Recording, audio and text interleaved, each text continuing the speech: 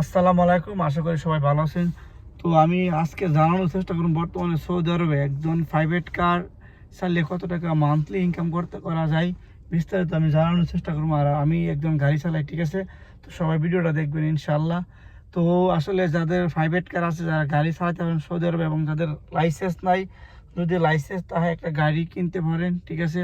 আর যাদের লাইসেন্স নাই তারা রেন্ট কারে ভাড়া নিতে পারেন। আর রেন্ট কারে ভাড়া নেওয়া আর ক্ষেত্রে আমি প্রথমে লাইসেন্স থাকলে ভাড়া নিতে পারবো, কিন্তু ভাড়া না নিয়ে আমার যুক্তিতে ভালো কিছু টাকা ম্যানেজ করে গাড়ি কিনাই সবচেয়ে বেটার সৌদি আরবে, ঠিক আছে? গাড়ি কিনা, গাড়ি চালালে অনেক ভালো, মান্থলি মোটামুটি ভালো ইনকাম করি। আর আমি প্রতিদিন সকালে গাড়ি চালাই, ঠিক আছে? আমি সকালে প্রতিদিন 4 থেকে 5 ঘন্টা গাড়ি চালাই, বিকালে 5 থেকে 6 ঘন্টা গাড়ি চালাই, টোটালি 10-12 ঘন্টা গাড়ি চালাই।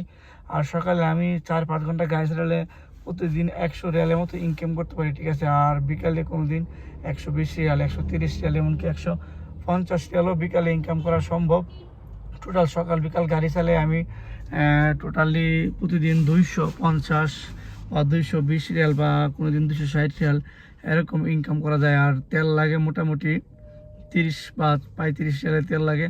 আর বর্তমানে সৌদি আরবে গাড়ি ডিমান্ডটা একটু মোটামুটি আলহামদুলিল্লাহ ভালো সেক্টর।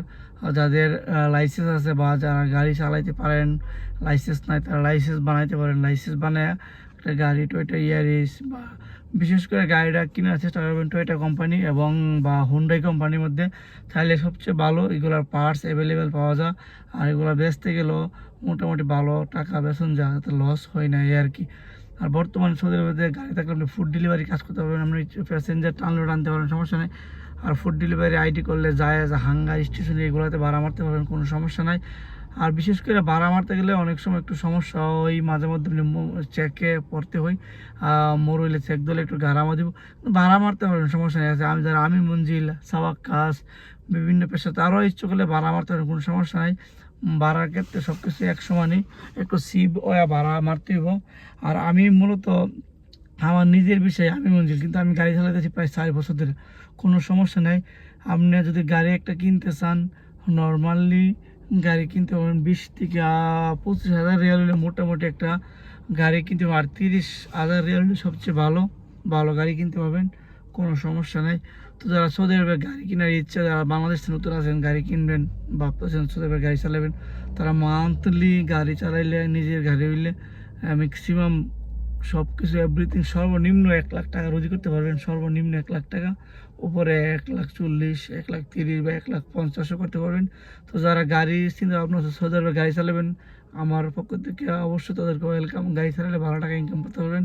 ডিউটি করতে হবে 10-12 ঘন্টা প্রতিদিন ডিউটি করতে হবে নর্মালি, ঠিক আছে? যারা বা প্যাসেঞ্জার বা ফুড ডেলিভারি সমস্যা নেই, অনেক ওয়ে আছে টাকা ইনকাম করার গাড়ি থাকলে, ঠিক আছে? তো যারা আমার এই ভিডিওটা দেখবেন, আশা করি ভিডিওটা লাইক এবং কমেন্ট করবেন, ঠিক আছে? আর সৌদি আরবের কোনো সম্পর্কে জানতে চাইলে অবশ্যই জিজ্ঞাসা পারেন, আমি আমার সর্বোচ্চ চেষ্টা করব উত্তর দেওয়ার জন্য। সবাই ভালো থাকেন, আল্লাহ হাফেজ।